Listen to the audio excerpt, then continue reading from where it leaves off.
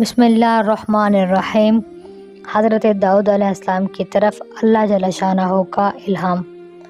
اللہ تعالیٰ کا ارشاد نقل کیا ہے، فرماتے ہیں جو عالم دنیا کی خواہش کو میری محبت پر ترجیح دیتا ہے، اس کے ساتھ ادنا سے ادنا معاملہ میں یہ کرتا ہوں کہ اپنی مناجات کی لذت سے اس کو محروم کر دیتا ہوں کہ میری یاد میں، میری دعا میں اس کو لذت نہیں آتی۔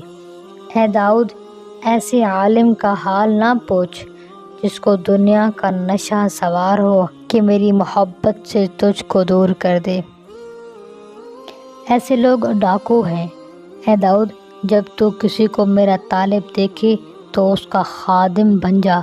اے داؤد، جو شخص بھاگ کر میری طرف آتا ہے میں اس کو جہبذ لکھ دیتا ہوں، یعنی سمجھدار، اور جس کو میں جہبذ لکھ دیتا ہوں اس کو عذاب نہیں کرتا۔ سبحان اللہ۔